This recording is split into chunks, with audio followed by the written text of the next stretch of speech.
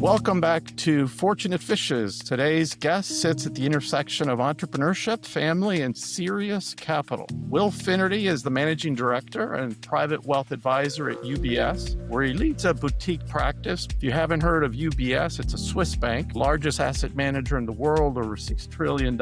Most of his clients are founders or business owners with 9-figure plus liquidity events. Will was the top finance graduate at Georgetown's McDonough School of Business. He spent nearly 3 decades now helping entrepreneurs go from operator to owner to allocator. And what makes him interesting is he doesn't just run money. He and his team have advised hundreds of founders through the full arc of selling a company, building an all-weather portfolio, and trying to keep both the money and the family intact.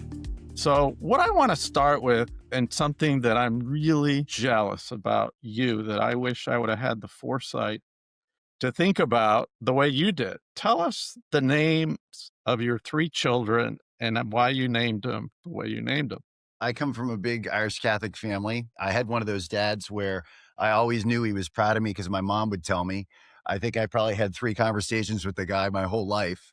He was a good guy, a little bit of stress, lots of kids. There was 4 of us initially, and then we layered on 3 cousins when their parents passed. So there was always lots of bodies in the room.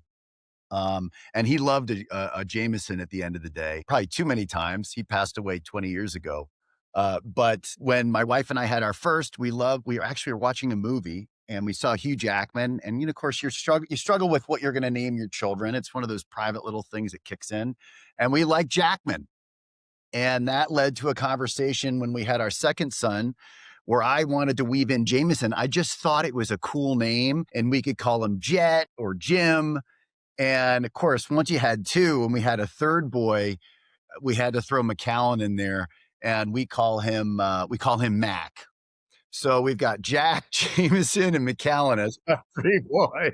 That is so cool. Like, there's no way I could get away with that with my wife.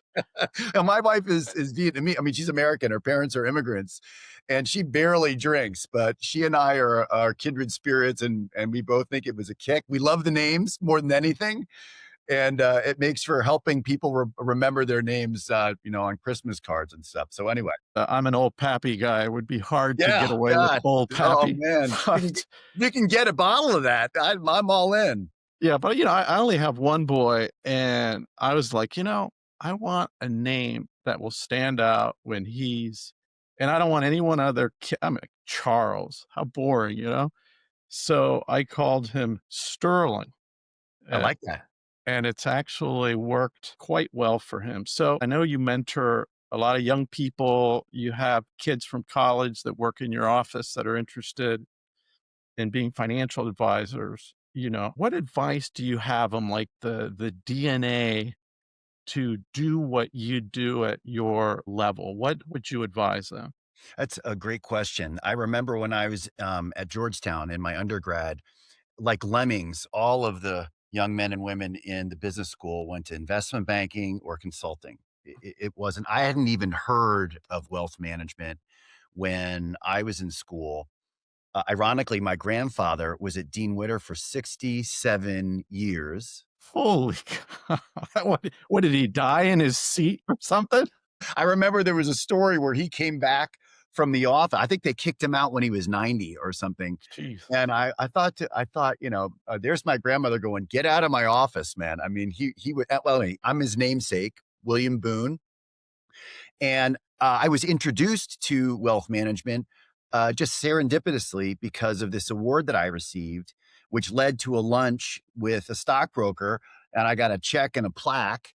And it sort of opened up this idea of not entrepreneurship at that age, but intrapreneurship. That's this concept that you can build a business within a business. I wasn't close to my father. I was close to my grandfather. And as things go, Charlie, my mother said he was a difficult guy growing up. And with me, he was wonderful. So I think it's one of those things where we were just connected on a number of different levels. And whether it was his inspiration or me just trying to figure out a way on how to make a living, to answer your question, wealth management is an incredible career for for young people, and it's massively under-recognized. So, what I would say is get an internship, and there's lots of places that you can work, and find a mentor, find a woman or a man that will take an interest in you and get a sense of what the business is about. The reason it appealed to me, Charlie, is it had both parts of what I loved about my life personally and about my interests and my passions academically, which was finance and financial markets and building a business. I've always loved that. And it sounds corny, but people, personal relationships, developing relationships, deepening relationships. I know FISHES, the acronym that you guys follow, has financial and human and social, all those things bake into wealth management. And if you decide to elevate your minimums, private banking. It is a incredibly rewarding career. And I'll say one other thing. There aren't a lot of really focused professionals. There's a lot of charming men and women. They sound good when you chat with them at a cocktail party. But to find that balance of someone that's deeply rooted in leadership, has an academic sense of financial markets, has an interest in portfolio construction and tax planning and family office services, which we can talk about for private banking for larger families, but also just enjoys building relationships with individuals. For example, I don't have any institutional clients. I like sitting down at the kitchen table, rolling up my sleeves, building decade-long relationships and helping. And like you, my purpose is to help families thrive. I do it through wealth management for the clients we serve and for the families that work for me, my team members, and my own. I can't speak highly enough about wealth management as a career choice. I have a friend at Goldman Sachs, and he was institutional. All his clients were banks in the Midwest, and he basically serviced them. And that's a very different type of financial advisor Yes. for institutions than what you do, because you're dealing with people. You not only have to understand finance and money management and all that, but you're almost like a therapist too. You got to like psychology and all the different personalities that you have to deal with. I would argue that wealth management and certainly private banking is evolving from its core, which is portfolio construction and risk management and tax planning, into life management. And when we think about where we sit as a team, we are at the cross section of those four disciplines: sophisticated portfolio construction with an eye on risk management. Wealthy people don't want to lose money. Tax planning, advanced planning, you're dealing with subject matter experts around tax, legal, and insurance issues. You're creating what's called structural alpha. You want assets to pass to multi-generations in the right way with as little tax drag as possible. The service part, which is the third part, that's table stakes, right? You go to a nice restaurant, you expect the food to be hot and the bathrooms to be clean. If you don't know how to deliver white glove, bespoke type services, you're just not in the room. But that fourth element, which is a more modern approach, is these family office support services. So these are family meetings, family governance. We call it a family balance sheet. This is one of the amazing things about R360. You all have 6 influences of the family balance sheet. We have 5. So we have 5 of the 6. But I sent you a note the other day, Charlie, about this 6th one in my mind that's on my mind, and I'd love to bounce it off you. Sure. When I think about these 5 disciplines, we'll call them, so financial, human, social. Well, it's fishes. It's like if you remember the Pope has a ring. They all have fishes because Jesus was a fisher of Yeah. men. So we're a fisher of men and women, superhumans. That we believe wealth is more than money. It's financial, intellectual, social, human, emotional, and spiritual. I love it. Yeah, that and that acronym is, I hadn't realized that there was a connection there to Yeah. Christianity. It's neat. The issue that's very much on my mind and in the service of the families that we're lucky enough to support, there's this concept of temporal capital, time. And it's become increasingly important to me to think about because in many ways, when a family reaches out to a team like mine, when you can buy an index fund at Vanguard and put it in a drawer, you don't need help with that. You certainly don't need to pay for that type of help. It's often families and individuals that get in their own way, Charlie, right? And you write about this stuff. So you might have the best plan in the world and the perfect portfolio construction. Markets will turn a weird way, and the damage that's done in those really extreme moments can unwind all the progress that's been made over many years. Time is probably the one thing, and tell me if you see it differently. You can make more money, you can learn more things, you can get more experience, you can belong to bigger communities. You can't get more time. And I agree. When people say, "What is R360?" I say MOT. We are merchants of time. Why? Because it's the most important asset to an individual.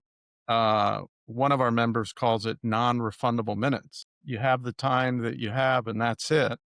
And the nice thing about R360 is when you have 170, 180 people worth an average of 600 million, their networks are incredible.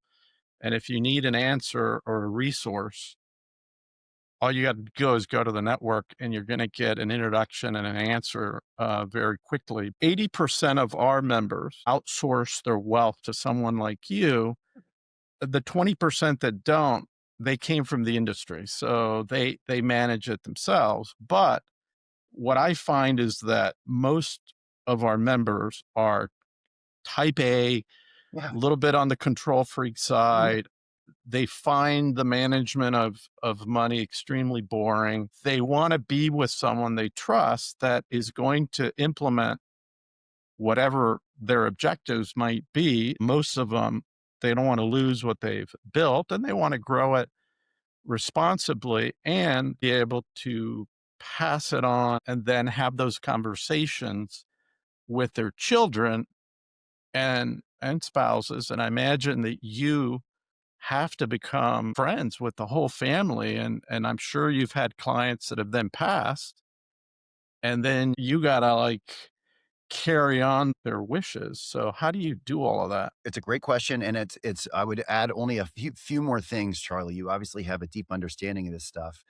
There are some families, there's some entrepreneurs that can or may have an interest in managing their own money, and they basically say, "I want to focus on other things." And it's as you and I have just talked about, they want a reasonable rate of return. They want to pay a fair fee. They want to minimize taxes within the rules, and they want to focus on what's much more important, which are their families and their family dynamics. And that's where family governance, where family mission statements, where family values come in. My family's values, we have 6 of them. They're everywhere throughout the house, through all the family meetings. So with our boys, whether they like it or not, we're having these conversations. And there's a great study, a 100-year study, where it was revealed there's 8 keys to flourishing families. And this is one more benefit that I really enjoy about being with a firm that's been around for 160 years. But there are clues, Charlie, on what keeps families together over generations. And so when we come back to the idea of portfolio construction, if all you're doing is managing somebody's money, if that's what your advisor is doing, you need to find a new advisor. Again, that's like, again, warm food, clean Yeah, bathroom. you get an ETF for that, you Yeah. know? Yeah. And there's sophisticated ways to handle certain things, but there's no lack of knowledge. It's making the right decisions and making them in the extreme environments like COVID, where you need to have a seasoned team that's been through a few of these. I've been doing this 31 years. I've been through a handful, and has a plan. Yeah, you need to like your advisor. Ideally, you need to trust them and they need to be capable. And in my line of work, if you don't feel you're one of the best in it, you're not going to last very long. I want to go back to something you said at the beginning. That is being an intrapreneur. I know members in R360 that have made and qualified 100 million by being in your business. And I don't think that people appreciate that enough, that you got to go out and become an entrepreneur and start a business from scratch. Explain how you can build wealth within a company like a UBS or a big company with a big brand and a big name. It's a great line of work. And to be able to step into a career with a little bit of help, I've never made $1 of salary in my life. My senior year, I took a class called entrepreneurship, which is the class I ended up teaching for 16 years. About 5 years later, from the guy that invented the minibar. His name was Walter Really? Benson. Walter Benson sold it for a bunch, and he was an adjunct. And I was, like my peer group, going to go off the cliff and become an investment banker. And he pulled me aside and said, "Don't do it. It's going to eat you alive. You want to enjoy your life. Build a business of your own where you have reoccurring revenue and you enjoy what you're doing every day. Don't get, especially your 20s, right? Don't give up your youth for something that you're not passionate about." Recurring revenue, if you're a consultant at McKinsey or you're an investment banker, like when that deal's over, you got to keep finding the next, the next, the next. It's a lot of stress. An attorney or a surgeon or a mortgage broker, it's transaction based. And the only way you make more money is to work more. The nature of wealth management as a business model is you can serve your clients. We're fee based. We don't charge transaction costs. So the success of the client's portfolio is tied to our compensation. If their assets are growing, our comp is growing with them. And if they're falling, we're also falling with them. If you keep them happy, you retain them, which means every year, if you're growing their assets, you're growing as well because your firm is paying you a percentage of whatever fee that you're charging. That's right. It's a tiny percentage. And we deal with large families, so it's an even smaller percentage. But yeah, for all intents and purposes, you split it. And it adds up. And obviously, you also have a team. So everybody has to do their job. What's your role versus the other people on your team? We have a P&L just like an entrepreneur. I've never made a dollar's salary in my life. When we succeed as a business, things grow. For example, when COVID hit and the market lost almost half its value in like 18 days, my paycheck dropped 60% because the advisor, we get what's ever left, right? And I have a large team of subject matter experts. They get paid very well because they're great at what they do. So we're incentivized to grow the practice, obviously do right by the client. That's why, as a career, to circle back to your first question, it's a great business to be in. And when you have the benefit of the infrastructure of a large firm like UBS, if you're going to be a retail client, if you have less than $10 million, you really don't need the infrastructure of a global bank like Goldman or UBS or Morgan Stanley. You can do it if you have a good advisor, but I'm not sure you're really getting all of the benefits of the deep bench that you're getting with these resources. There's a reason that half the billionaires have accounts at UBS. And there are ways to properly manage money that don't require sophisticated approaches. And there are the opposite side of that. So it really is up to the client and what they're looking for. And I think an advantage of like a UBS, obviously, is if they need banking services, you can just pick up the phone and say, "Oh, well, we got that and we got that and we got this too." If you're a global citizen, if you have interests that expand outside of the United States, that certainly helps. But yeah, I mean, we just have deep resources in all of these areas: wealth management, sophisticated planning. I mean, my team in New York that manages the tax, legal, and insurance issues for these large families, that's all they do, Charlie, is deal with 100 million plus transactions. And this service is provided at gratis to our clients, right? So we don't do their taxes or prepare their tax returns or write legal documents, but we get to step in as a partner through their executive team to make sure that their interests are taken into account and model things and educate. If you have a question about a slat or a grat, better to call us because we'll educate you about it, that rather than paying your New York attorney $1,000 an hour to give you a one-on-one class on how things work. And I'm curious, like, what would you say is your superpower? I see myself as a connector, Charlie, like you. I think that's one of the reasons that we hit it off right from the start. I see myself as a problem solver. You know, when my wife was with her girlfriends, she shared a story where they were going around the circle on, you know, how would you describe your husband at the end of his life? And what words would you put on his tombstone if you were asked? And my wife said, "I'll take care of it." That's what she would put on there because I say that a lot. I love people. I'm service oriented. I like to solve problems. At this point, because my team has grown so much, I'm not the best person to talk about why the S&P 500 is up 15%. I've got CFAs and analysts with, plenty of time to be able to do that. I'm sitting down with men and women, matriarchs, patriarchs, entrepreneurs, and we're solving problems. And I act as sort of a concierge to the largest, most sophisticated wealth management platform that exists globally. So part of that is just my personal interest in people and the fact that I love to be engaged in personal relationships. I think it's a huge part of longevity and happiness is close personal relationships. But I also, I've moved up high enough in my firm over the last 22 years that I can pick up the phone and solve problems. And so Right. no matter where you are, no matter what company you're with, you want to find someone that can do both. But if you're a young person thinking about becoming a financial advisor and really coming to that top tier, you kind of need to be an extrovert. You have to love people, from what I am hearing from you. But there's also, you have to engender trust.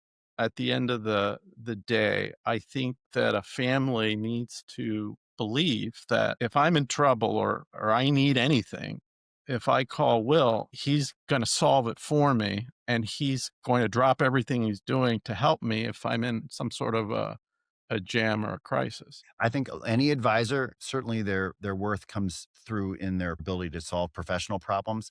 But yeah, experience and network, the types of families that I serve, all of that, I think, contributes to why families reach out to us and continue to work with us over time. You asked me before, Charlie, about how the team is structured.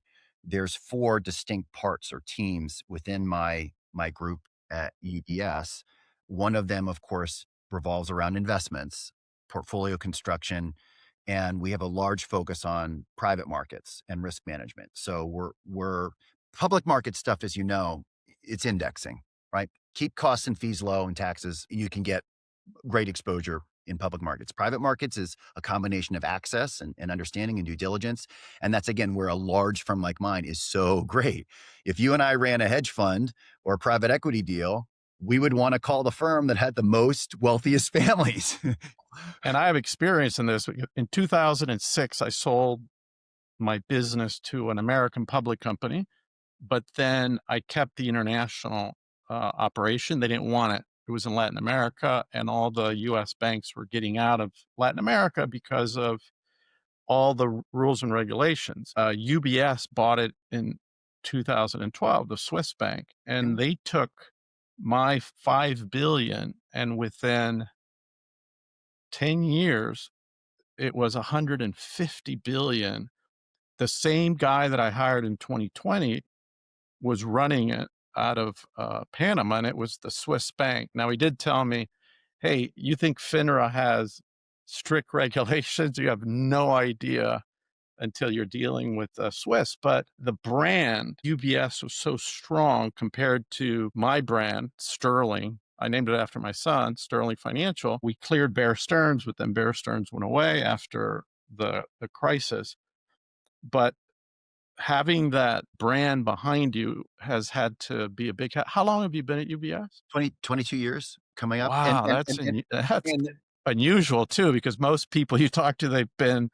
bounced around 5 or 6 firms. Yeah, I was at a competing firm, for 9 years right out of college, and then I moved over to help open the private, wealth office in DC many years ago, and I'll never leave. I love it here, and to your point, Charlie, it really comes down to that brand and the resources, what types of clients you want to serve. Again, if I'm serving $1 to $10 million families, I'm not sure you need all those resources. You can do it, but when you are approaching large family offices and complex family dynamics, it helps. It helps to have all of it. And there's nothing we haven't seen. Probably have a team of people in a room with no windows that solves their problems all day long. And that goes to the second, third, and fourth part of how these teams work, or my team specifically. So I have investment management, portfolio construction as a team. I'm active in that group, obviously. Advanced planning, which is tax planning, which we talked about, structural alpha, where we're working with the professionals that serve our clients, tax, legal, and insurance. If there's a business being sold, we do a great deal of exit planning. We're dealing with the investment bank. But again, the investment bank's focused on the deal, not the entrepreneur. And so we muscle our ways into those conversations because we're more protective of their personal tax scenario, not so Right. much whether the deal is going to go across the finish line. That happens all the time. M&A attorneys, investment bankers, their goal is to get the deal done. Now, to finalize this kind of entrepreneur, at some point, how do you sell your business within a business like UBS? I have a friend, he was one of the largest financial advisors at Merrill Lynch. And he's one of these guys that, like your grandfather, wants to work until he's 90. But when he hit, I want to say 60, he sold 80% of his business to his younger partners at Merrill. And apparently it was financed by Bank of America. How do you think of that? This is one of the things that I'm embarrassed about with my industry. The talent density wasn't particularly good when I started. I remember coming out of Georgetown and walking the office, and it looked like a bomb had gone off in half of these offices. And getting to having conversations with these guys, they knew how to sell. They didn't know how to run businesses or service matrix or any of that. So the industry has evolved, I'm happy to say. But what large firms figured out was rather than incentivize people to leave and drag their clients through this awful experience of transferring to others, why don't we monetize the practices ahead of time? And in doing that, we'll incentivize teams to remain at the firm. More importantly, maintain the experience of the families that they serve. And I have done that, Charlie. I've contractually agreed to remain at UBS for the next 20 years. So I'm not going anywhere. And families love that. They love the idea that I'm not going to call them up one day. And, people leave for different reasons, but in many cases, it's for financial reasons. I was one of those firms getting people leaving from big firms, and it's very difficult on everybody when that obviously happens. But let me ask you a question. So a young professional has some money, not enough money that you would consider taking them on as a client because you have minimums, but what advice would you give a young professional watching on how they select a good financial advisor? Like if you were going to select a financial advisor knowing everything you know, what would be like the checklist for you? I would have given you a longer answer maybe 5 years ago, but my answer to you now is use AI. Use AI. For the first time, this happened maybe 6 months ago. We sat down with a doctor and his wife, and lovely people. They were exploring their options. They met with a number of firms. And at the tail end, and we have a very regimented process. We have a 5-step process, and we do deep due diligence. We go through all the resources. We answer all their questions. He said, "Well, I have a few more questions. Can I just email them to you?" I said, "Of course." And we got we got a list of questions. He had very clearly not come up with this on his own. And that was the light bulb in my head was, this is the way it's going to go from here, right? Just like people use AI to figure out what kind of recipes they want to make for dinner, they're going to use and leverage technology to identify how to find and hire qualified advisors. If you had to pick like top one, two, three, four qualities, skills, what would you tell a listener in terms of, look, if this is the first time, maybe you got a $500,000 of whatever, and it's going to grow over time, and you want to be with someone that hopefully you'll have a 20, 30-year relationship. It's the same thing, when you have a small company, you're an entrepreneur, you can only afford, Yeah. like if I need a CFO, I can't afford the $1 million guy, but what are the qualities that you would advise are super important to have, and maybe red flags of, hey, if you see this, find somebody else? Well, an advisor that has a fiduciary lean is a really good place to start. What That does that doesn't mean? a fiduciary, there's two ways that you can approach serving clients, as a broker dealer or as a fiduciary. One is regulated by FINRA, which is a self-monitoring body, and if there's a problem, um, they treat it internally. And one is regulated by the SEC, and if you screw that up, you break the law. Wealthier families like the idea of a fiduciary because they feel their advisor is on the same side of the table, and so that's a good place to start. And most small firms are fiduciaries, RIAs. It doesn't mean transactional type practice is the wrong way to do it. There's plenty of great advisors that do both. But that first step ensures that at least the thinking behind the service to the family is aligned, right? When you do well, I do well. There's ways that you can identify great advisors through like Forbes or Barron's. That's a good place to start if you just want to skip right to a line of men and women that have been recognized through their peers. There's something called a U4, which is sort of your report card. If you take the time, you can look it up. It's free. If you have an advisor that has a ding on the U4, doesn't mean that they necessarily did something wrong, but you should ask. The nature of how things work in our industry is if somebody loses money or they're not happy and they complain, that appears on your U4 for the rest of your career. And it's easy to you just go to Easy. a broker, Yep, check FINRA, you put the name in there and that's right. boom, you get the record. That's right. But I would say in the I like to say sort of casually, the reason that families work with us is they like us, they trust us, and we do a really good job. So that's not to say that you need to have any of those things to be great. The questions I would ask is how many clients do you have? Because in the old days, it used to be that, hey, I'm impressed if you've got a lot of clients. But with reoccurring revenue, it's a time issue. So you want to Right. make sure that people get back to you. We have a 24-hour law on our practice. We get immediate responsiveness to things. What do you think a good range is that if you heard something outside of that range, you'd be a little concerned? More than 60 relationships for a relationship manager is a problem, in my opinion. You may have a client that then says, "Hey, I need you to also help my 4 Of kids course. or my grandkids." So that one client becomes more than one, right? Yeah. So the way that we do it on my team is we have captains, relationship managers, senior level people, and we limit the number of families per relationship manager. So again, to circle back to your original question, my responsibilities now aren't so much in the day to day anymore. It's direct relationship management for the important families that we serve, problem solving, tapping into network. I like to say, I want to make an introduction and ask for an introduction. Um, and that's how you and I got introduced, Charlie. Yeah, and you have a team that you trust that are doing the things that you used to do when you were a lot younger. So you're using your superpowers at a strategic level. And everything is process driven. So this is the strategic coach program that you're aware of. There is no process that's not mapped out like a recipe and checklist driven. And if there's an issue that surfaces for one reason or another, it's back to the checklist. And how did this happen? If there's ever a situation where a client is calling us to figure out where something stands, we don't give clients homework. How did that happen? Did we miss something? So we take the service side of things extremely seriously because it's probably the only thing we have control over, Charlie.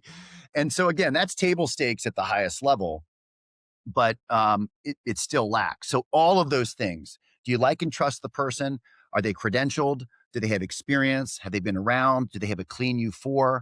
Is the number of families that they service manageable? And of course, that should all be laid out proactively by the advisor when they're speaking to you. Right. So a founder hires you. What do your best clients think they're actually buying from you? My reaction to your question is peace of mind. Yeah, because at the end of the day, I don't think people realize that people buy on emotion and they back it up with logic. They buy outcomes, peace of mind. Going back to what my wife said, I'll take care of it, right? At the end of the day, I just want to know if I'm the consumer, you're going to take care of it, right? There's no rock hasn't been turned over. And I mentioned before, we don't give clients homework. We proactively coordinate everything with their tax, legal, and insurance advisors. We are responsible for the ins and outs and the complexity that comes with those 5 or 6 forms of balance sheet capital. All of those things make a difference. And in my case, where I'm spending more and more of my time, Charlie, isn't so much in portfolio construction, although I enjoy it like you. I enjoy markets and I think I always will. The harder elements of complex wealth are around conversations and communication and family meetings. And like anything else, money gives you more of what you already have. If you have healthy dynamics within the foundation of your family over multiple generations, money is great. If you haven't put the thought into that and you haven't put the infrastructure in place, it will become more dysfunctional when Yeah. you add money in. And that's not often recognized at first. Most of your R360 members probably didn't have a whole lot of liquid capital most of their lives. They're building their business. Yeah. And then all of Yeah. a sudden, it's Tuesday. They open up their computer and there's this gigantic number on a statement. It's a transition. It's hard. Yeah. And what I'm curious, if you look at all of your clients, what percentage are second, third gen versus, first? Most are first. The vast majority, the vast majority are first. We might have, I'm going to guess off the top of my head, we serve 72 families now. I would say we have less than 10 are generational wealth. Wow. So they're They're like immigrants to the land of wealth. Well, they're business owners, and Yeah. again, going back to I taught, so I took over that class that I took my senior year. Walter Benson unfortunately got a brain tumor and passed away. Georgetown asked me to come and teach that class. I taught it for 16 years, 32 semesters. And the first part of the class was coming up with ideas and helping flesh out business plans. The second part was what I call the soft skills of entrepreneurship. So write thank you cards, say please and thank you, show up on time. I developed a framework for my life called the House of Equilibrium, which is similar to Fish's. And then the last part was the best part. And that's when we had guys like you and your R360 members come in and tell their stories. How often, like, were you teaching like once a week for a semester? I put both classes in one. So it was a 2 hour and 45-minute lecture. So I got pretty good at keeping young people focused. And it's hard. I taught at MIT for 2 years, and yeah, I always got butterflies going into class. Like, oh my god, am I prepared? Am I going to be able to answer their questions? Yeah, it's energy levels for me. I had them stand if I saw them starting to die off in the background. I'm leveraging everything I learned for my own boys during our family meetings. Um, and we had, little fun games to keep everybody energized. And I'll bet some of your students have gone on after 16 years to great success, right? Oh, great success. Probably a couple that you may have heard of. Sweet Green, which is a great salad framework. It's now a national. He started in my class. Have you ever seen someone spinning a sign on the side of the road? That's Arrow Advertising. Max took my class many years ago. It's obviously very rewarding to see them go off and do their own thing. And what was the average age of the kids in your class? 19. Wow. And for me, Charlie, it wasn't so much trying to compete for their attention against investment banking and consulting, although if I'm honest, I was hoping to do that. But I wanted to introduce to these young people, there's another way to do it. You don't have to go work for somebody else. And when at the beginning of the semester, I would ask them, how many of you come from entrepreneurial families? The vast majority would raise their hand. Did you have to clear your lessons with UBS? At the time, they didn't, because it was basically, I started at my previous firm, and then Right. at UBS, I got grandfathered in because Oh, I, yeah, that's, and I don't know, Charlie, how you handled it, but I had to effectively come to an end. It wasn't so much the lecturing, it's the grading. I had 50 students and a wait list most of the time. And every weekend you're trying to peel through the materials. It's hard. I had two TAs at one point, and I just couldn't handle it anymore. My practice had grown. And so now it's run by a wonderful guy who has built that whole program at Georgetown, who's taken it to new levels. But I can great think leaders I have found are great teachers. Yeah. You know? And same thing as practitioners. If you want to learn something, teach it. And that concept of human flourishing and helping people lead extraordinary lives, which I know is your purpose. I've learned that from you. I'm not sure there's anything more motivating than this idea that you can help people really find happiness and lead great lives and be physically healthy and be surrounded by great relationships and growing and learning and love their careers and be financially successful. But the money part is the irony here, because the families that we work with and many of your members, it's not that it's an afterthought, But once you've made your financial wealth, your mind focuses on other things. And you don't iron your own shirts, you don't cut your own grass. Many of these families just would rather not manage their own money, even though they're capable of it. But what separates people who build wealth from people who keep it? You mentioned at the beginning a lot of your clients really didn't have liquidity because their wealth was built into their business, and until someone knocked on their door that said, "I want to buy your business," where they get liquidity, they could have gone like 20 I was talking to a guy in DC that's applying for membership, has a business that makes 25 million a year, but he reinvests it year after year for 20 years. He has a business probably worth 500 million, but it's not in his bank account. And he's happy doing what he's doing, and he doesn't need a lot, but those are type of your clients, right? We're all biased. We're all comfortable with what we know. If you go to Finland or Japan, guess where most of their stock portfolios are invested, right? And in the US, most of equity exposure is in the United States. When you grow up in real estate, guess what's most of your portfolio looks like? It's in real estate. And so an acknowledgement that the only free lunch in wealth management, it's diversification. It's the only thing that's going to, in my opinion, is going to lock in the idea that you're not going to lose wealth. So how do most clients lose their wealth? They don't structure things properly through divorce, not necessarily their own, but their children. We've all heard short sleeves to long sleeves to short sleeves in 3 generations. Some of it's a function of math, but if the matriarch and patriarch build wealth, typically the children witness the building of that wealth. So it's influencing their behavior. And then, of course, grandchildren come up. And what do you want to do with your grandkids when you're a grandpa and you got a bunch of money?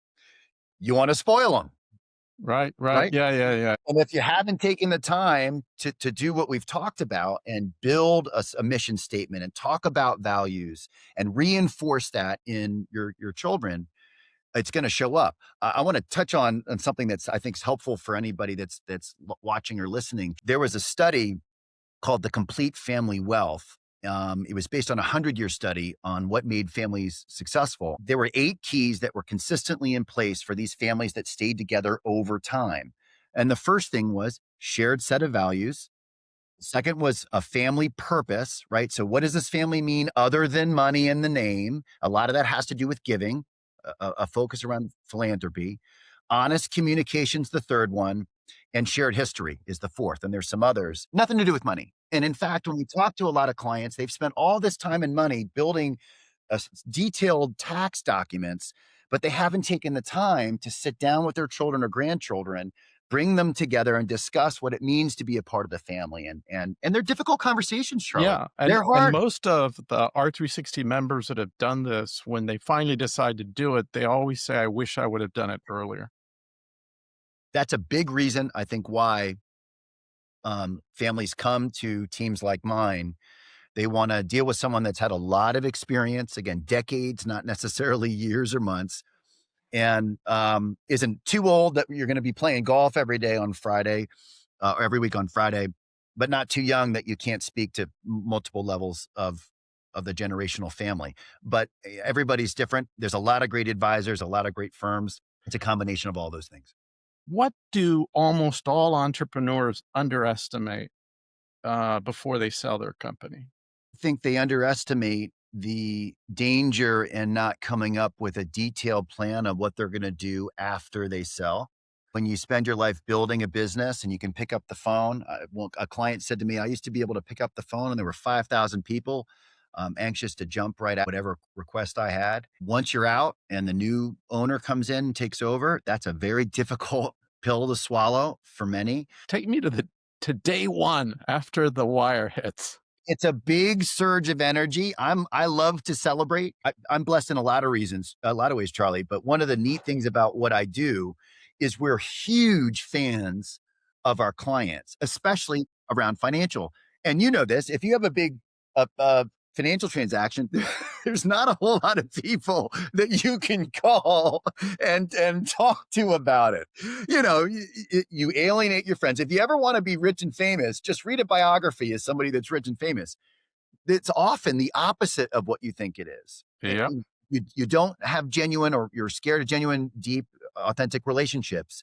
Everybody scrutinizes everything that you do. Your life is turned upside down. Most of our clients, you've never heard of them. We do manage money for some very prominent families, but the vast majority you've never heard of. They've built businesses in industries you don't necessarily witness. And it's a huge shift in identity. And I think that's what they underestimate. And so to be able to sit down at a table with me or whatever advisor that's been doing this for decades and decades, um, it is a bit like therapy. And what should a founder do in the first 90 to 180 days? And what should they absolutely not do?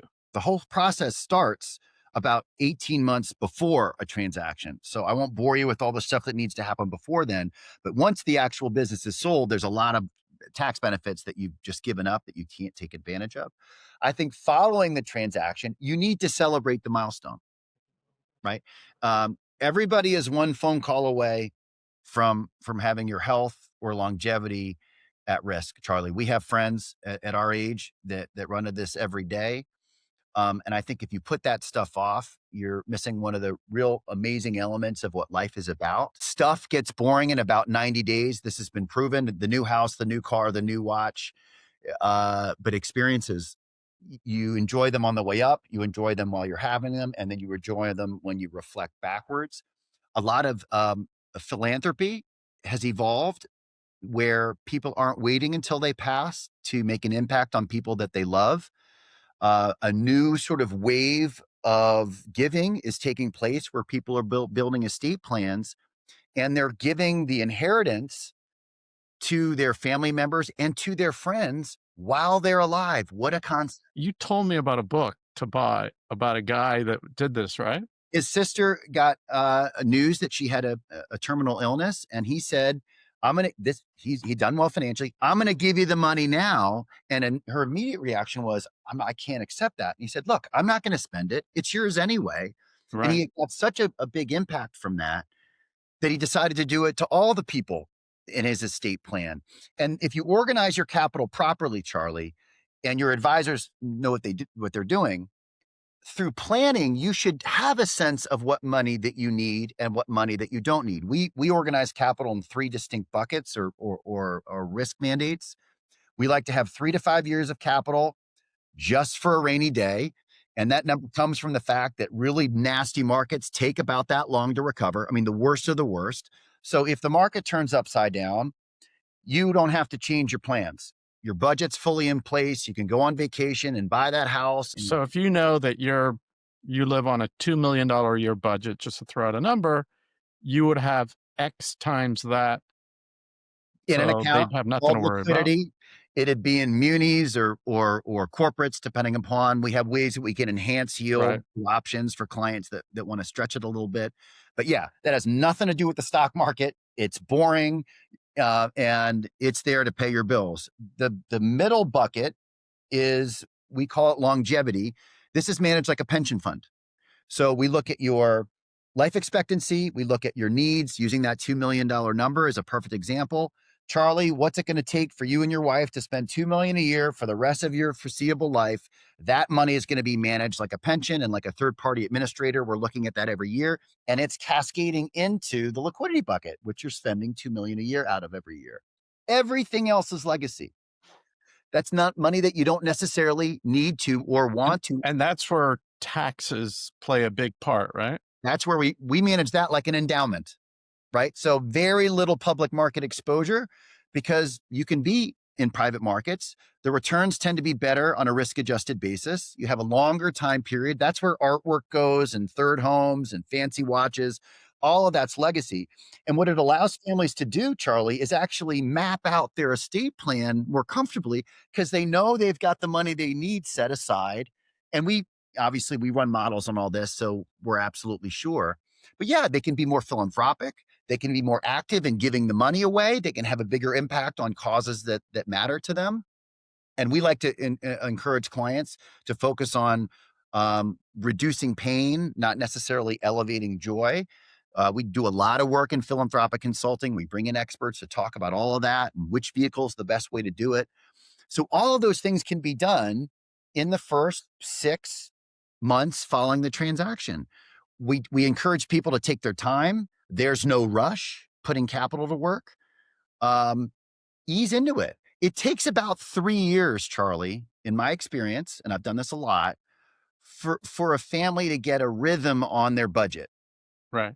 Everybody has an idea, but until you actually do it, and because we're dealing with family office services, same thing with ironing your own shirts or cutting your grass. You want to hire somebody else to pay the bills, ideally, and read the mail and coordinate all the sophisticated trusts and communicate that to your team. You focus on your family, your health and longevity. And we actually have a 12-month calendar where we introduce these concepts throughout the course of the year on top of the investments and the planning and the service stuff. So we layer that on top of the financial stuff. And that goes back to the human element, which I think is so important. One of the things I'm curious about is most of your clients are founders and they're making a concentrated bet in one asset, their business. And then they sell, and now they got to shift to an institutional grade portfolio. How do you help them not feel like they've gone from offense to just being on permanent defense?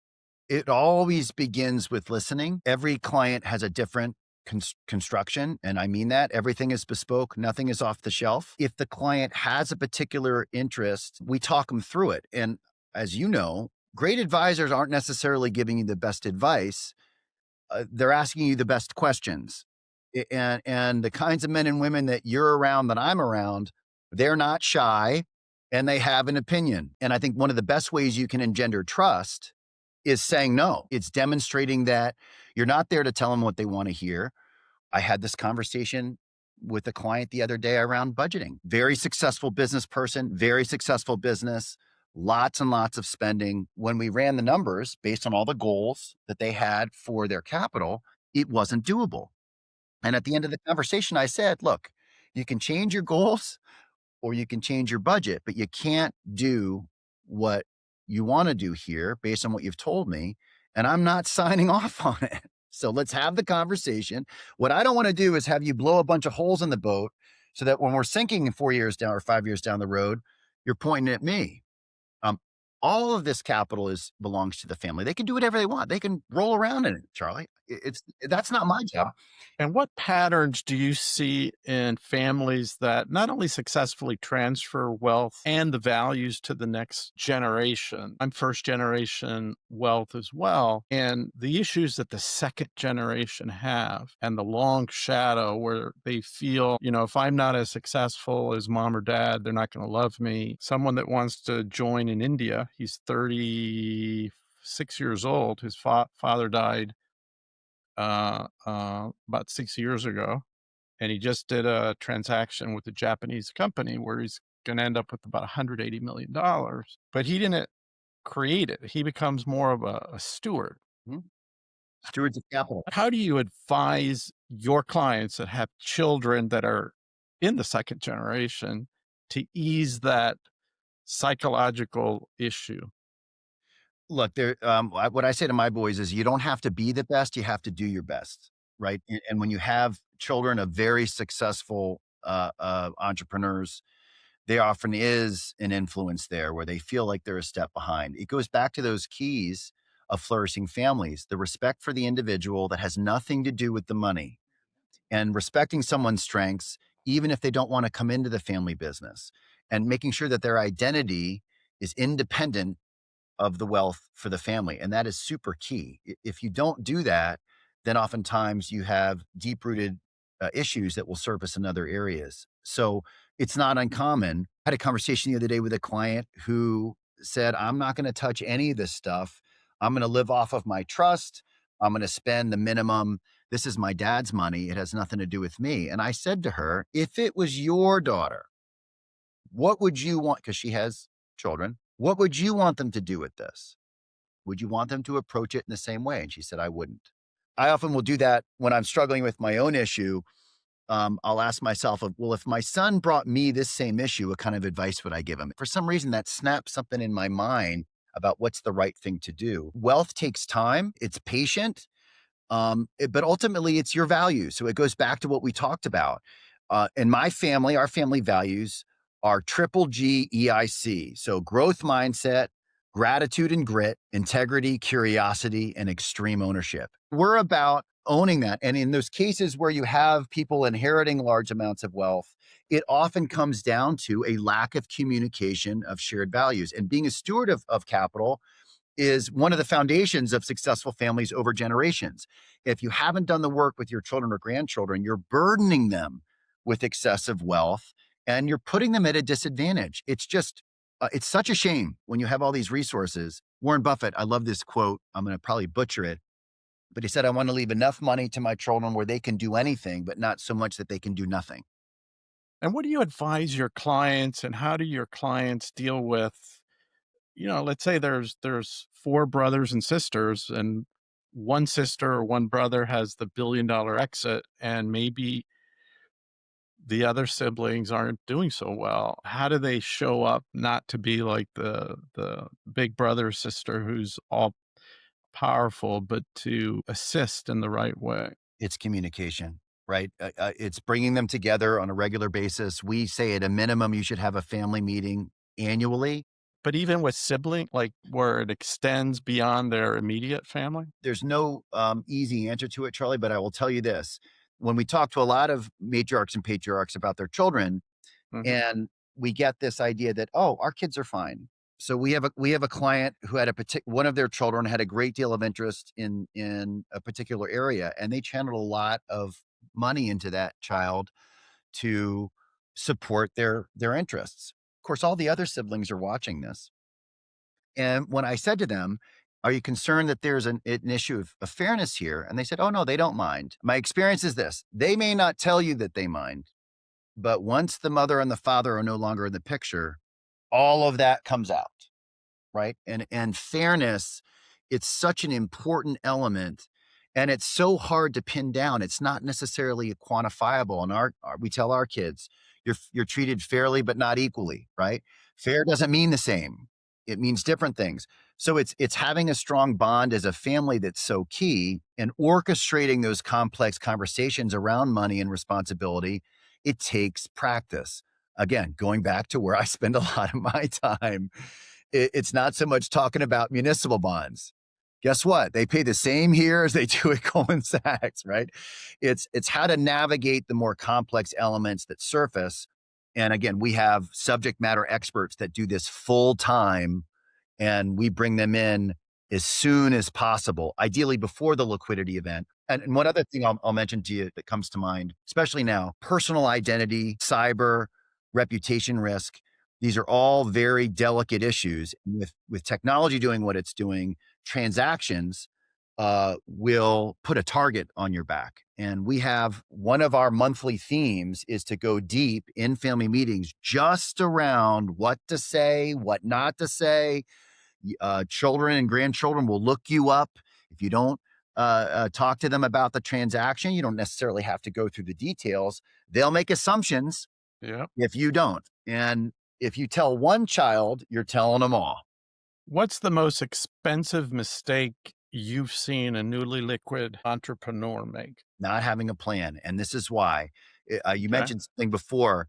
When you don't have a particular plan and you got all this money, guess what you start doing? Your buddy's opening a restaurant and another friend has a deal. This happens a lot with celebrities. This happens a lot with sports people.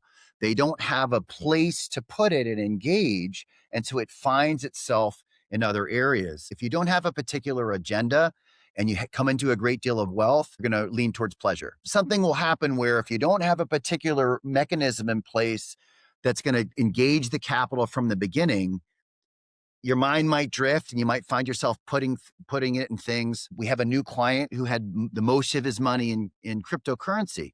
And I asked him why, and it's done very well over time. And he said, I have a buddy that told me to do that.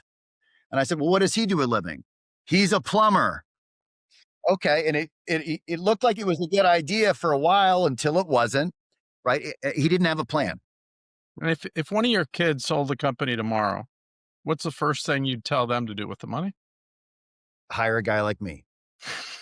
Yeah, and I know that sounds trite, but when people wanna get a sense of what private wealth and serving large families is about, the easiest way for me to cut to the chase is, if you won the lottery, you won 100 million bucks, what would you do with it?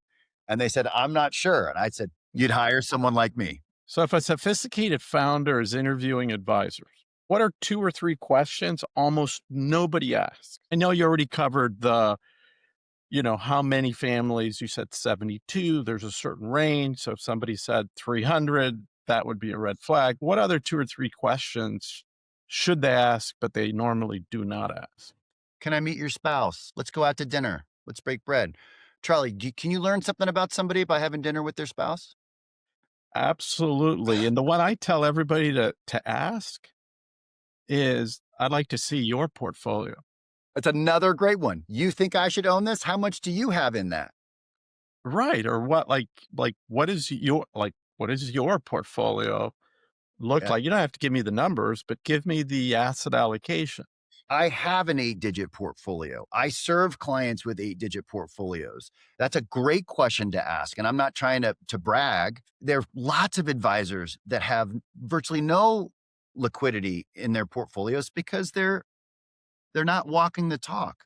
So the stuff that my clients own, in large part, I own. There are rules against me owning it first in some cases, so I have to follow that, and I'm happy to. But my portfolio looks like the clients that we have. Right. Some of them have more zeros than I do, but I think you should ask about them on a personal level. When I compete for these large families, I like to say there's 20 things that you should look for, let's say.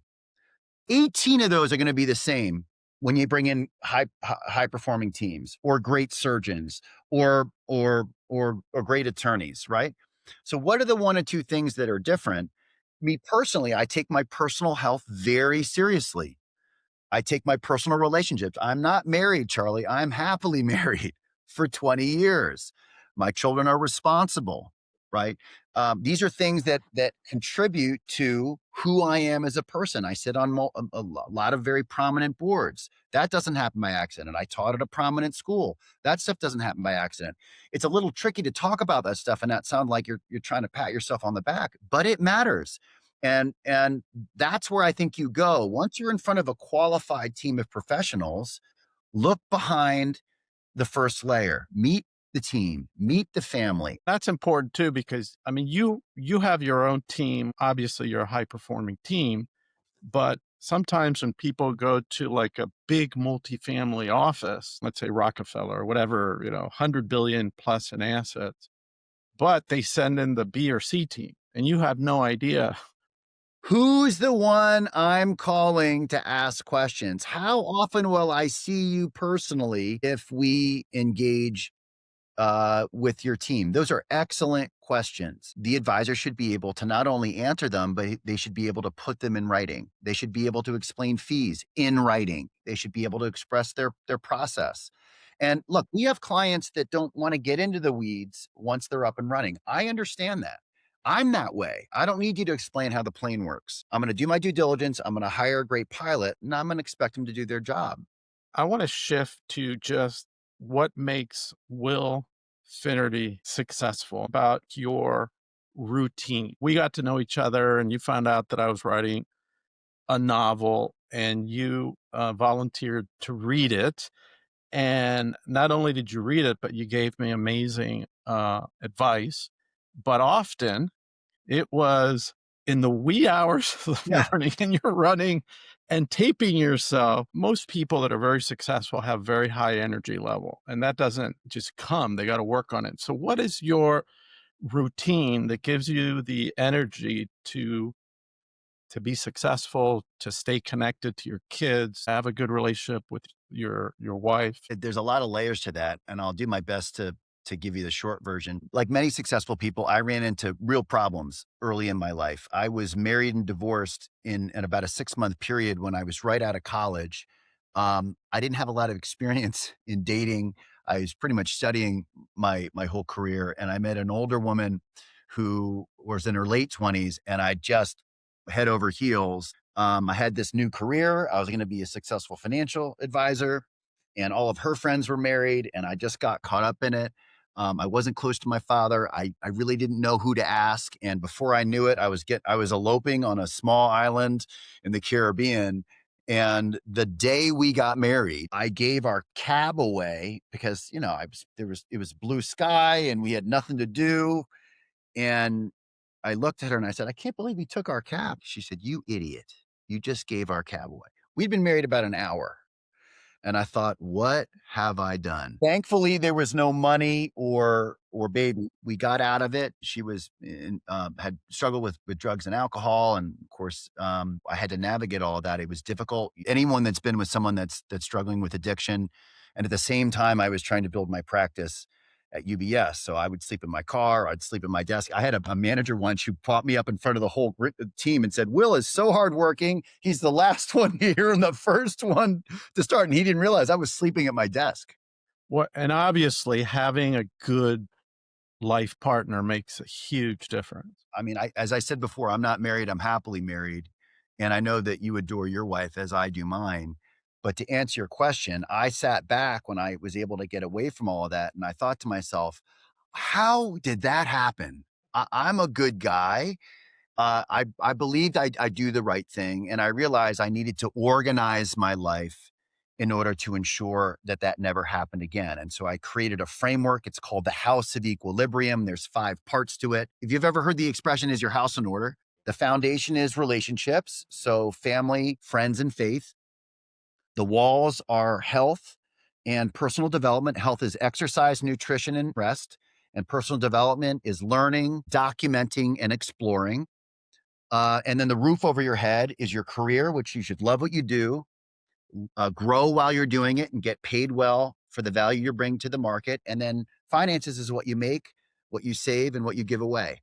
And did you teach this at Georgetown? I did. Well, I created it and then I taught that to my students. And the irony there, Charlie, is that's what they reach out to me about. It's this house concept. I still use it to this day. I still use it when I journal in the mornings. I'm a big reader, big journaler. And to go back to your question about energy levels, it causes me to think and reflect on a daily basis. I'm big into stoicism.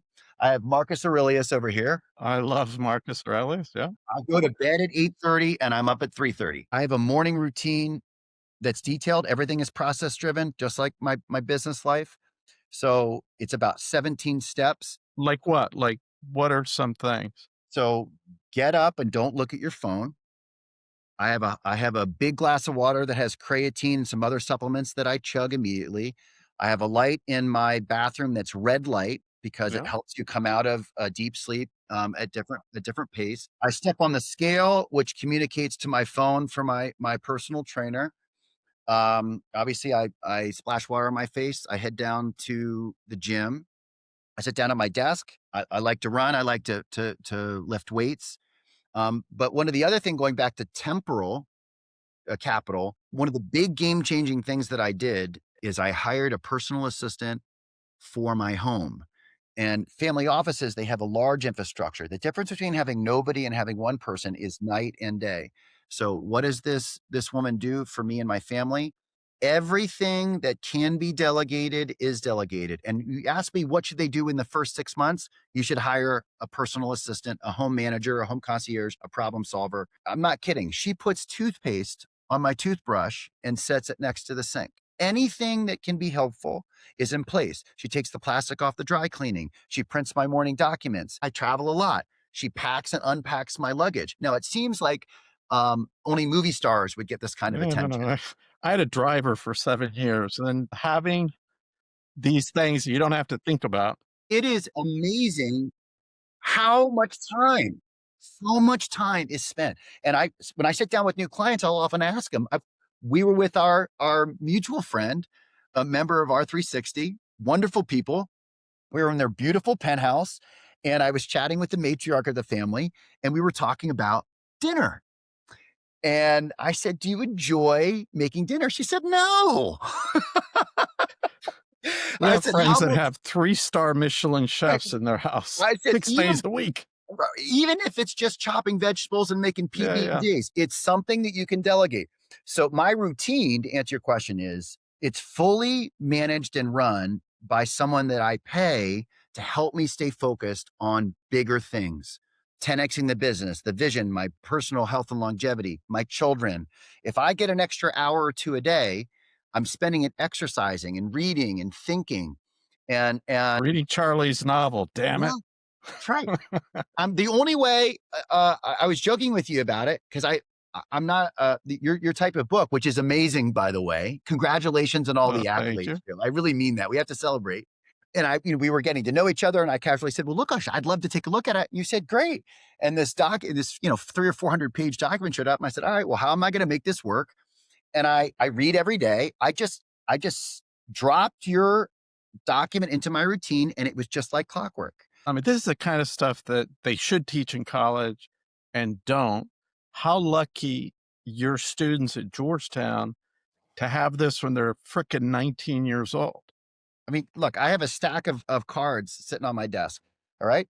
And and as I'm talking throughout the day and I come across someone that needs a thank you card, I write their name at the top and I set it aside and I fill them out at the end of the week. It seems so silly. I have a same routine in the Yeah. evenings. And so what I realized was all the stuff I'm not supposed to eat, drink, or watch happens after 8:30. And when I'm up early, I have this to help me with my circadian rhythm, right? So when I sit down at my desk and it's 3:40 in the morning, you turn it on and it helps my clock. But everything is checklist driven. That routine is power. And when we talk about goals, I do a lot of goal setting myself with my children and with my clients. Picking a goal isn't the goal. It's what's the habit that you're changing on a daily basis to allow you to arrive at that. And what gets measured gets done. If you don't measure it, If you write a goal down because it sounds good, but you're not changing your daily behavior in order to accomplish it, it's just never going to get done. And if you're busy like I am and you are, and you're saying yes to something new, you got to say no to something that you're currently doing. And so that last element of finding the capacity in my schedule, time, temporal, was hiring someone on an individual basis to help me and my family. We had a dinner party. She got all the stuff set up. We have issues with our air conditioner. She's at the house, happy to open the door. and how long has she been working with you? She's been with me now 30 days. How long? 30 days. Wow, that's awesome. This was the last sort of element coming out of last year. And initially my wife said, I don't think we really need it. That'll be for you. And now, of course, her plate is full. Also takes the transactional things away so that you and your wife can focus on quality time. Quality. And anytime that anyone's had a health scare or we've been to someone that we've lost, inevitably what they will say, and this has happened with clients and members of my family, they will look at me and they say, I can't believe I wasted time thinking about the wrong stuff. What was I doing? Right? If you have the ability to delegate someone that can help you transfer from your old Apple phone to your new Apple phone, or And you're giving someone employment too. So you're that's a helping them nice out, thing. it will enhance your family and your life. And it's a reminder for me that life is so precious. I don't really have anything from my father. He was a good man and he set me up for success, but I'm trying to solve that for my own children. And it segues nicely into the fact that I work for the Swiss firm because the Swiss do three things really well: chocolate, private banking, and watches. It's time. And timepieces for me are an important focus because it's recognizing how fragile life can be and how important time can be. And because I have three boys, it's something that I will pass to them. They're 16, 14, and 7. Oh, wow. And the other piece that I intend to pass along, and this goes back to creating traditions in a family, right? That's important. There's a great book, Atomic Habits, that I'm sure everybody's heard of at this point, where they talk about your daily rituals will contribute to who you become as a person. So I have pens that are sitting here. I use them I change them as I write in journals. And so when I'm long gone, they'll have my timepieces and my pens and my books, of course, which are upstairs. The pen is more because these things are expensive, and arguably, why do you need that? My dad looked at my timepieces back when he was around and he said, "Oh, look at my watch, 11:30. It was $100. Look at your watch, 11:30." It's not about that. And like anything, pens and watches actually appreciate over time. So part of portfolio construction are collectibles, cars, watches, wine, these kinds of things make sense. A business distributing Gruen watches in Latin America many years ago, one of my many little businesses. It's a reminder. I think it was Sylvester Stallone who said, what a watch means to me, because he remembers every timepiece he ever purchased. I have the ones that I've had when I was, getting started in life. It's a reminder of the decisions that you've made. And if you've worked hard and you've done right by people and you've served your clients well, and you're in the lucky position to be able to invest in things, nice watches or cars or wine. Did I tell you the story about my Rolex watch? No. Oh, you're gonna love this. So, my father uh, was a heart surgeon, Georgetown. My godfather, Charles Huffnagel, invented the heart valve in 1952. My father was with him. That's who I was named after. He ends up going to Panama in '68. There's a coup, and a guy becomes the dictator, General Omar Torrijos. And he's been reading about my father because my father's doing like pacemaker operations, and he's doing stuff that nobody was doing in Latin America because, Huffnagel was the head of cardiology at Georgetown. JFK was his patient. He did the second heart transplant.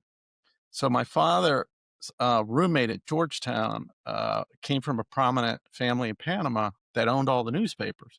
So whenever my dad saved somebody, he was in the newspaper. So in '68, Omar Torrijos comes into power, calls my father. And, in Latin America, there's a tension between military, business, and the religion. And so he goes into the office and he said, I've been reading a lot about you in the paper, and I have good news. And my father's like, what's that? Says, you're going to be my personal physician.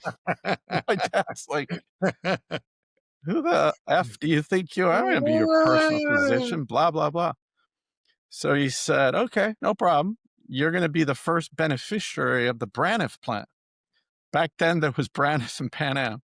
And my dad's like, what's the Braniff plan? Well, tomorrow morning, 6 a.m., be ready. We're going to knock on your door. You, your wife, and kids are going first class on Braniff to Miami, and you're never coming back, Wow. or else. Wow. So my father pivoted to what was that personal physician thing about? But anyway, they became friends, and Torrijos would criticize Fidel Castro. Fidel Castro would come to Panama a lot, and he had a big Rolex watch. And he said, look, this was given to me by Brezhnev, and it would be an insult if I didn't wear it. And he loved, Rolex watches. So he gave him so much shit about the Rolex watch that one day he literally took it off, gave it to Torrijos and said, now you have my watch given to me by Brezhnev. So now you have to wear it. And he did. And he got blown up in an airplane in 1980. And my father had to go to identify the body and all that stuff. And the watch was broken. He picked it up and he gave it to his widow, Raquel, who then told my dad, hey, Carlitos, you keep it as a memory. You worked for him for so many years. So my dad kept it. When I graduated from Columbia Law School, my then fiance, her parents were in the watch business, and they owned like the Rolex store, one of the big Rolex stores in New York. So she took the watch so it would get repaired. And when they opened it, it had Russian writing on the inside because Rolex did not have stores in Russia at that time. So some watchmaker had to have done something. And when you fixed a watch, you would put it in there. So that's the watch my father gave me when I graduated from You law still have it. school. I still have it. And somebody asked me for it. There was a show at a Rolex store in the design district in Miami, and they had it for about 6 months. But I have it, and there's pictures of God. Torrijos with it and also Castro with Oh, that this feels like that watch. should be in a museum somewhere. I know. I have it. Rolex magazine reached out to me about it, but Anyway, I thought you'd enjoy that little story, but it's too I don't I used to love I have so many watches because Yeah. I collect them, but I rarely wear them anymore, you know? Yeah, and it's the idea that you could pass them along. Another little uh, tradition that we have with our family now, and the thing about traditions is they have to begin somewhere. And I Yeah, remind clients of that a lot. Create traditions. Don't wait for traditions. Be the first. When our boys are born, we buy a gold coin. That started because when my brother Michael was deploying, he went on a number of deployments in special forces. He now works at the FBI. He's a great guy. Um, this is dangerous work. You're putting yourself in harm's way. And I wanted to give him something. So I got him a gold coin. And in my mind, Charlie, I thought, no matter where you are on the planet, yeah, whether you need a cab or a place to stay, that's going to work. And he carried that with on his himself on all of his deployments. And he is now going to give that to his daughter, and she can pass that to her son or daughter. What a neat thing to pass along through the generations. So I got one for each of my boys, and they'll get it when they turn 18. But these little gestures, they matter. They play into the story of a family and what it means to be a part of a family. And these are the kinds of things that not often people get the chance to think about, especially when they're building businesses. What kinds of things can you put in place that creates that conversation over generations and keeps families together, especially around significant wealth? It matters. R360 is all about. You know that better than anybody. when I was younger, I was in the military, I did this army thing called reconnaissance commandos, recondo, and all this stuff, and I met a Green Beret that convinced me to do something interesting because I had gone through this thing where you jump out of an airplane at a very high level, but you're blindfolded and disoriented and you don't know where you're being dropped. And it wasn't in the United States. And you had basically 2 weeks to meet everybody that's being dropped in different places at a particular bar in a particular place, and you were being dropped with no wallet, no identification, and no money. Sounds like one of your books, Charlie. I should put it in there, but so so one of the things that I have, and I still have today, I have a 24 karat gold toe ring that I still have because back in the day, I could take that off Of course. and I could go to a Of pawn course. store. I could get the cash to get me going to get to wherever I needed to go. I had something. Timepieces are similar in that, unlike a diamond, Yeah. you can take a nice timepiece in any major city in the world and you can turn it into cash in 24 hours. It's really something. All these things play a role in properly diversifying your wealth. And it's really layered. I mean, the money part's the easy part, right? It's all of the influences that play a role there. In talking to you, I think people are hiring you because you're an extraordinary human.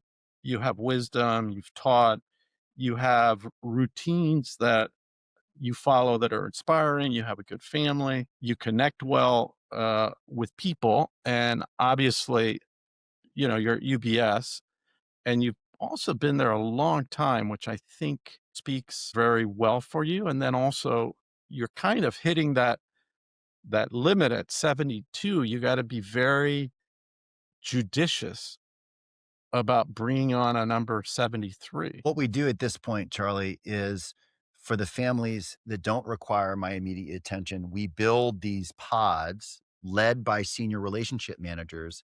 And let's say you're at whatever point where that is the case. What I would probably say to you is, Charlie, I'm not going to be attending the quarterly reviews anymore. Can we have dinner twice a year? And if I've done a good job and I've put exceptional professionals and subject matter experts that you like and trust, and you recognize as an entrepreneur that I'm an entrepreneur, you're happy to allow that, right? What you and I have is a personal relationship that's been built over time. And I say that to other advisors when I'm asked to speak in groups about process management. Clients want to deal with you especially if they don't have anybody else that they trust. But if you're scaling your business, and this happens to any business owner, entrepreneur or entrepreneur, at the beginning you're doing everything. So as you're growing the practice, and I love all the stuff that all that stuff around Netflix and how they use talent density and how they grow businesses. It's do what you say you're going to do, and the clients will support you, especially entrepreneurial clients. The other thing that I've done for the last 3 years, Charlie, which has been life changing for me, I separate myself from work and from family on something I call a mini sabbatical. So I take 3 days every 90 days to focus on the previous quarter, which is 12 or 13 weeks. That's the first day. And where do you go? Part of living an exceptional life is trying new things and exploring new places. I've never gone to the same place twice. So I work with a travel agency, and I travel the world. So last year, first quarter was in Iceland. I was there Wow. Sunday, Monday, and Tuesday. Anna and the boys joined me on Wednesday morning, and we spent another 4 or 5 days. Every quarter, I'm going someplace new.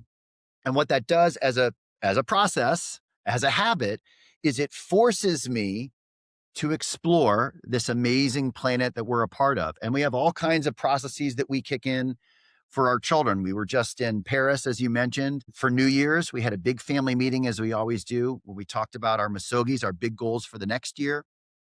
At the core of the House of Equilibrium is a Japanese symbol that represents a word called kaizen. I don't know if you're familiar with that concept. Japanese culture has had a big influence on me. You can see I've got a sword that my son and I found when he turned 14. When all my boys turn 14, I take them any place they want to go as long as they get good grades and they're polite to adults. You may be familiar with the Chinese concept that a broken vase that's fixed with gold lining is structurally more sound. Yeah, my one son speaks Japanese, and he did a semester abroad in Japan. And it's an amazing place. The They have great history, whiskey too. they do have great whiskey. It's drinking gasoline, man. And I love a nice stiff glass of booze. But yeah, man, that stuff is strong. What I love about their culture is they take pride in the quality of their work. Honor and respect are central to their ability to do things, and they treat it that way at every single level. Everyone's treated with respect. It's something that compels me to my wife's I love family. the samurai Yeah, culture. And as you know, in my book, The Last Samurai is in my book, and he's the mentor of my protagonist. incredible. I mean, this sword is from the 1600s. It wasn't even expensive. I mean, they've got so many of these things laying around in Japan. Now, it takes 9 months to get it. But for me, it was about going to a place with my son. We spent 2 weeks together, just him and I, Yeah. and capturing something that's going to remind me of that experience. And again, when I'm long gone, it'll be his, and then it'll be his son or daughters, and it'll go on for generations. I'm trying to leverage everything I've learned in this role that I've been so lucky to participate in these families and leverage it to thrive me personally, for my family, for my employees and my team members' families, and of course, our clients. I got to meet your boys, and especially Anne, pretty soon. So Tried to hopefully, drag her down for the event over the in December, but she couldn't break away because the boys had too much. When you have younger kids, it's harder. But when you guys are here in the DC area, I'll drag them down there or come over to our home. we will make it happen. And my three grandkids are there. What I did recently, he's into like being like a secret agent. So he's 4.5, and I got a walkie-talkie that has a 5,000-mile range, and I had my daughter plant it in his closet. All of a sudden, it's like what the That's heck? awesome. So before he goes to bed, he could just click Charlie, that's so and special. He'll chat remember with me. for the rest of his life. He really will. Those things matter. And it's taking moments, sharing stories, beautiful stories like the one that you just shared. This has an impact on your family. And it's something that about the Jewish community. Many of our clients are Jewish. That is so profound. They tell stories. They tie each member of the family to their culture, to where they're from, to the sacrifices that have been made. And as a result, they're connected and their families are connected. It's a beautiful a process. And anybody can do it. If you do it on your own, you can get help from people like you or me. But I would encourage you, if you have the financial means, put these things in place because when you're gone, the two times people die, the when you actually die, and then when the last person mentions your name, when multi generations are benefiting from your wealth, what's far more important than the money is how it was built and the values in the Absolutely. family. And with technology, you can speak into a camera. It doesn't have to be some boring I legal document. I agree, which is why we have an award-winning filmmaker and we create a film They're on the incredible. life of each Charlie. member, and it's Those not an ego those thing. videos are incredible. They're in Yeah, it's like, how do you pass on your values and how do you inspire the next generations? If you were trying to help a young person listening to this on, hey, here's 2 or 3 books that have personally helped you that you would advise them to read to help make them personally independent, successful, good people, what would some of those books be that have influenced you a lot? 2 or 3. That's gonna be tricky. Atomic Habits, as I mentioned before, is a granular it's a bit of a dry read, but it's successful for a reason. How to Win Friends and Influence People, Think and Grow Rich, Napoleon Hill, Man's Search for Meaning, Viktor Frankl. That's an incredible book. You need to be a little older to read that. It's a difficult read. Anything by Jim Rohn or Darren Hardy, is gonna be excellent. Dan Sullivan's books. But Viktor Frankl, I mean, the core message is know what your life purpose is. How did you come to yours, Charlie? I went to Harvard for a class called Authentic Leadership Development with Bill George. And what I found out was I didn't know my life purpose. So I wasn't an authentic leader. So I hired a coach. It took about a year. And I figured out my life purpose is to inspire and connect others to achieve extraordinary things. That's awesome. And it takes three of my God given gifts. I like to inspire, which, like you, I was a teacher, I write, I connect. I used to be top 20 in the world, most connected on LinkedIn. I'm top 100. It's grown so much. So I just like connecting people. And then hearing later, oh, you connected me to so and so, and you're the same way. You connected me to a guy that I had lunch with not too long ago that wants to represent me to get my words into a major motion film. Thank you very much. Super nice guy. And then strategy. I'm always a strategy guy. Like, what's the big, hairy, audacious goal? What's the process that we need to put in place? Who do we need to hire to make it happen? I'm not the day to day operator. That's not my thing. But I understand what my three gifts are. And having that knowledge really changed my life because it gives me a lens of, hey, does this fit it into my life purpose? No, then it's a shiny object that's going to take me away from, and your purpose is external. It's how do you use your gifts for the benefit of others, your family or community, other people. Passion are things that fuel you and give you energy. They're internal. I like to surf. I like to travel. I like to read. I like to be with my family. I like competitive sports. I like to play bridge. Those are things that I'm passionate about that give me fuel to live my purpose. But that book, unfortunately, it wasn't until I was 50 that I figured it out. And sometimes you have to, go down a lot of winding roads to figure it out, right? You haven't even mentioned R360, which has changed so many lives, and all lives are valuable, right? The financial component, of course, is one element. All of us know people that don't have financial success that are wonderful, grounded, beautiful people, and we all know people that have financial means that we're not particularly fond of. R360 was founded because I was working in a peer to peer organization of social entrepreneurs. I grew it to 34 countries, 1,000 social entrepreneurs, and they could never figure out the raising of the money. They didn't work with each other. And I thought, what if we had 1,000 individuals, superheroes, who had created at least 100 million in wealth, wanted to be a force for good in the world, and we could bring those two communities together. And that's how R360 came about. Like, let's create a force for good with these superhumans that have created great wealth, but they have generosity of spirit as one of their, big motivating values. And Charlie, the larger R360 gets, the better it's gonna be, and I'm gonna brag about my firm for a moment.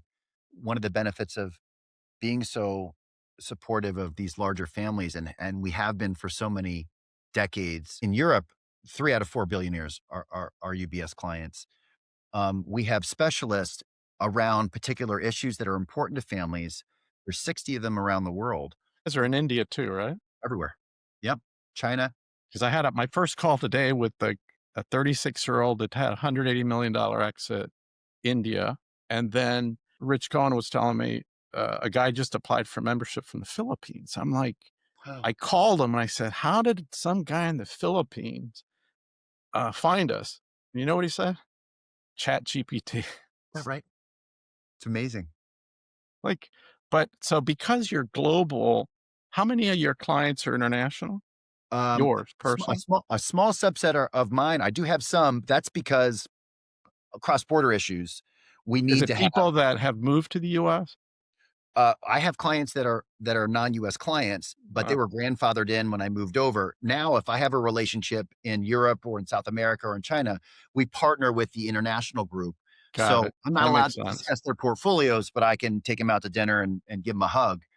And the point I was making before is going back to community. Yeah. We have a family that wants to support animals, and we have a family in Switzerland that has the same theme. We can connect those families, Charlie, and they can bring their resources together for the greater good. It's amazing. You can't do that with a small RIA, right? No. We are bringing wealth. What do wealthy families lack? Access. They have plenty of money. They can go anywhere. They can buy anything. But if they can communicate and connect with other like-minded people, which is what R360 is about, and we can connect affluent family offices in every major continent to help improve or solve problems, it's amazing. I mean, what an incredibly powerful value proposition. It goes a heck of a lot farther than municipal bonds. Yes. My last question for you is, what question should I have asked that you'd want to answer for the audience? Maybe what's next? What's next and what are you excited about in 2026? How much time do you have? How much time do we have left? Our theme as a family is make it a masterpiece. We spent a lot of time together in Paris going over the first quarter. I believe in 3-month and 12-month goals. When you begin to move farther than that, it becomes a little bit tricky. But we have very distinct goals around health, relationships, personal development, career, and money. Your kids who are younger, their goals represent where they're at right now, right? Career is school. Money is about save some, spend some, and invest some. I use the 1-year calendar. I don't know if you use Oh, I like that that. Wow. concept. So I have visually, I have the whole year up in front. And what I want to do each quarter is this is a strategic coach. I want to allocate free days to those 5 forms of non-quantifiable capital. So financial capital is the only quantifiable capital. The other 5 that you all support. I want to create memories. I want to create connections. I want to take care of myself. I think one of the reasons that my wife and I get along so well is we were happy on our own and we're happy together. And because I travel quite a bit, it gives us space to celebrate our own lives You travel a lot. a You're like lot. a ping pong ball all over the I world. Like travel a lot. And you're so in I have a great, Japan, you're in that's France. right. Like, Because dang. I just feel like at the end of the day, when this whole exercise is over, Charlie, we want to know that we explored life to the fullest, and if you're up in the pearly gates and God is asking you, did you try everything? Did you experience everything? And did you take this opportunity I gave you to fully experience what the world is about, good and bad? Yeah. Bringing our children outside of the country in many ways is just allowed them to see other cultures and experience other kinds of food. We have a hard rule. You got to try everything twice. Tell us about that. Why? Because I don't want them to be siloed into thinking that the United States is the center of the world, or that remind them how lucky they are. And that's why I'm so fortunate that I grew up in You the are. Republic of You Panama, are. that I appreciate this. I love this country. My father-in-law, who's from Vietnam, who fought in that war for the United States, a lovely man, wonderful man. Um, same old story you've heard 1,000 times. Yeah. Grabbed his children, ran down to the docks, crowds. He put his family on a boat with nothing. His siblings his siblings got on different boats and they live in different countries. It was one of those things. They had no idea where anybody was going. Right. And I admire him so greatly. He's such a great, and his daughter, of course, is the love of my life. These are beautiful people with stories. We're so grateful to be in. He loves this country. He's successful in his own right. He worked in gas stations and in mailrooms. He paid off his mortgage. He's built a beautiful life in America. I love this country. We are so lucky to be here.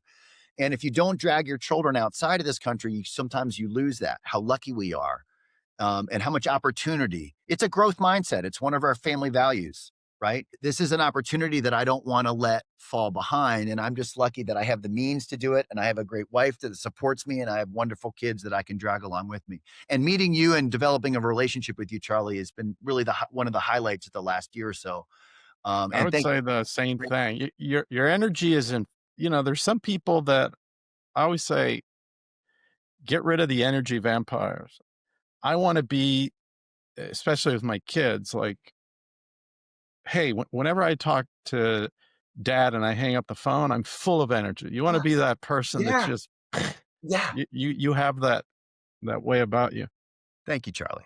Thank you. And I'm grateful to call you a friend. And I so admire what you've done with R360. I can't wait to see what you've got in store. Well, we're just getting started. We're like 4 years old, about 175 members. And I was just amazed today. My first call with the guy in India, and then you got a guy in the Philippines. We're not even building international yet. I was watching other videos and listened to the session with Mark Moses. Yeah, Mark's a trip. An amazing man and story.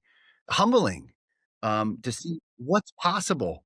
And he's on The World. A few of our members are on that, a boat that goes around the world, and he's on it, I don't know, 3-4 months a year. I had the pleasure of meeting him briefly years ago. And then I saw him at your event in Miami, and he was in the middle of a conversation, and I had to run because I was going to a client's Christmas party.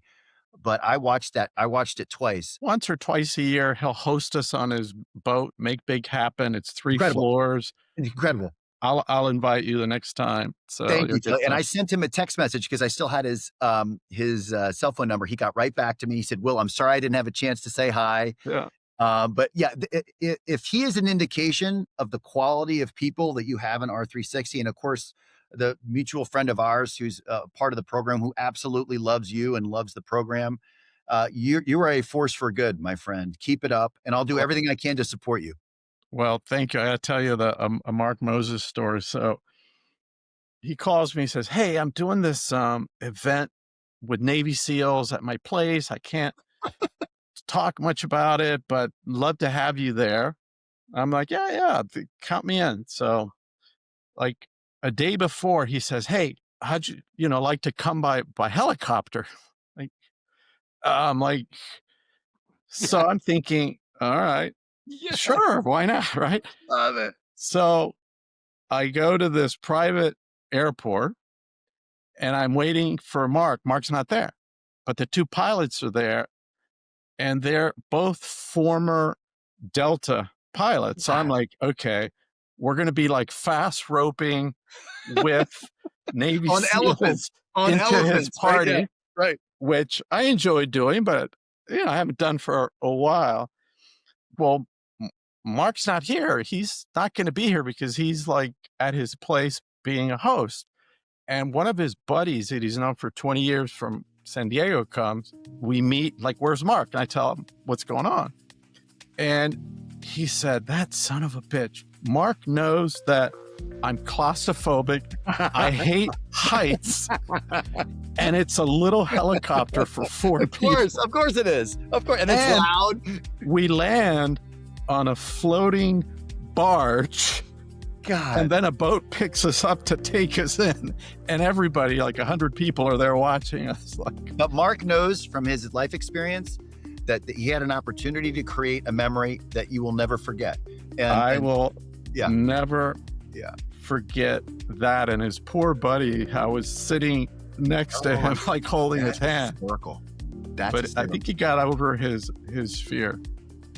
Well, it's been amazing having you. I got Thank to you. learn a lot more about you, your Thank team, and I hope you'll be back. And this is just the first time, and I look forward to a long, fun friendship. Me too, Charlie. Thank you for everything.